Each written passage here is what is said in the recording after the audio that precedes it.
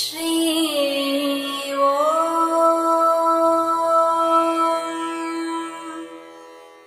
ஸ்ரீ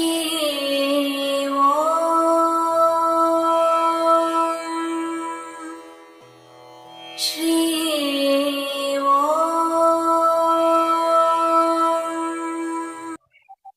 ஸ்ரீயம். ஒருமுறை கிருஷ்ணனும் மற்றும் நண்பர்கள் எல்லோருமாக மாடு மேய்க்க சென்றிருந்தார்கள். அப்போது எல்லோரும் விளையாடி கொண்டிருந்தார்கள். மாடு ஒரு புறம் மேய்த்து கொண்டிருந்தது. கிருஷ்ணனும் மற்ற பிள்ளைகளும் எல்லோரும் விளையாடி கொண்டிருந்தார்கள்.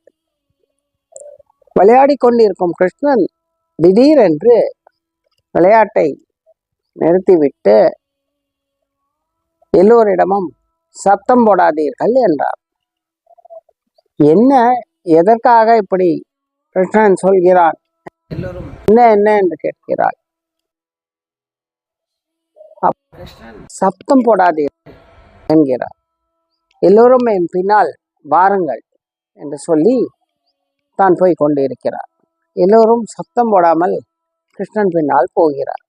என்ன இது, எதற்காக இவன் இப்படி விளையாட்டை நிறுத்திவிட்டு என்று சொல்கிறானே, என்ன சொல்ல வருகிறான் என்று எல்லோரும் யோசித்துக் கொண்டிருந்தார்கள். இவர் நடந்து கொண்டே போனார். போய் ஒரு நடு காட்டில் நின்றார். அங்கே ஒரு செடி இருந்தது, புதர், செடி புதராக இருந்தது. அந்த புதரினுள் ஒரு சிறிய பறவையின் குட்டி, அதாவது மயிலின் குட்டி அங்கே விழுந்து கிடந்தது, கத்திக்கொண்டு இருந்தது. கிருஷ்ணன் இவர்களை அழைத்து வந்து காண்பித்தார். இதோ பார் என்று. உடனே எப்படி அதை காப்பாற்றுவோம் என்று எல்லோருமாக அதை பார்த்து அதை எல்லாம் புதிர்களையும் அப்புறப்படுத்தி அந்த மயில் குட்டியை காப்பாற்றினார். அது அங்கேயே நின்று கொண்டு இருந்தது. அப்போது கிருஷ்ணன், இருக்கட்டும், அது தாய் வந்தவுடன் அதை ஒப்படைத்து விட்டு நாம் சென்று விடலாம் என்று எல்லோரும் நின்று கொண்டிருந்தனர். அப்போது பிள்ளைகள் எல்லாம் கண்ணனை கேட்டனர். எல்லோரும் இப்படி விளையாடி கொண்டு இருக்கிறோம், எங்கள் காதில் எதுவுமே விழவில்லை, நீ மட்டும் எப்படி, உன் காதில் எப்படி விழுந்தது, உனக்கு எப்படி இது தெரியும் என்று கேட்கிறார். அப்போது கிருஷ்ணன் சிரித்த வண்ணம், ஜீவராசிகள் எங்கிருந்தாலும் நாம் செய்யும் வேலையில் ஒரு புறம் இருந்தால் மறுபுறம் எந்த தூய ஆத்மா நம்மை கூப்பிடுகிறதோ அந்த தூய ஆத்மாக்காக நாம் செயல்பட வேண்டும். அதுதான் நம்முடைய முறை. நாம் விளையாடி கொண்டு இருந்தேன், திடீரென்று இங்கிருந்தோ ஒரு விசித்திரமான ஒரு குரல் கேட்டது. ஆகா, இது ஏதோ ஒரு குரல், முக்கியமா ஏதோ சிக்கி கொண்டதோ என்னமோ என்று 2-3 முறை கவனித்தேன்.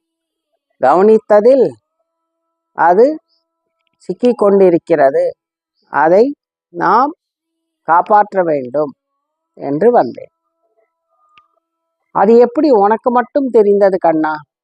எங்களுக்கெல்லாம் விழவே இல்லையே சத்தம் என்றான் ஒருவன்.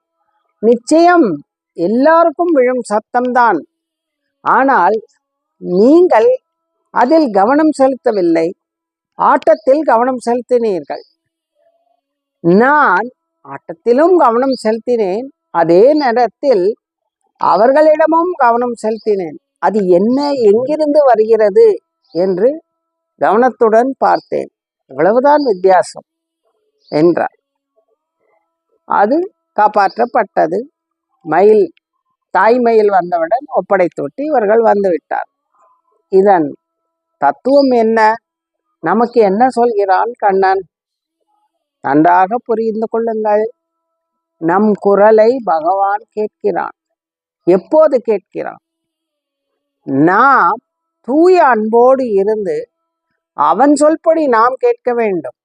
அப்படி கேட்டால் நிச்சயம் அவன் நம் குரலுக்கு செவிசாய்ப்பான். அப்படியென்றால் நாமெல்லாம் என்ன அவன் சொல்படி கேட்கவில்லையா என்று கேட்கலாம். இல்லை, நாம் யாரும் இறைவன் சொல்படி கேட்பதில்லை. நாம் நம் விருப்பப்படி நடக்கிறோம். நாம் நம் விருப்பப்படியே அவனிடம் இது வேண்டும் அது வேண்டும் என்று கேட்கிறோம். எதற்கு கேட்க வேண்டும்? நம் விருப்பப்படி வாழ்வதற்கு அவன் வழி வகுக்க வேண்டும் என்று நினைக்கிறோம். ஆனால் அவன் விருப்பப்படி நாம் வாழ்ந்தால் வழி தானே வரும் அல்லவா? இதை நன்றாக நாம் புரிந்து கொள்ள வேண்டும். இறைவன் விருப்பம் என்ன? அவன் விருப்பப்படி நம்மை அவனுக்கு அர்ப்பணித்து விட்டால் அவனே நமக்கு நல்வழியை காண்பித்து நம்மை இழுத்துச் செல்வான். இதில் எந்தவித சந்தேகமும் இல்லை என்பதுதான் இதன் நோக்கம். ஸ்ரீ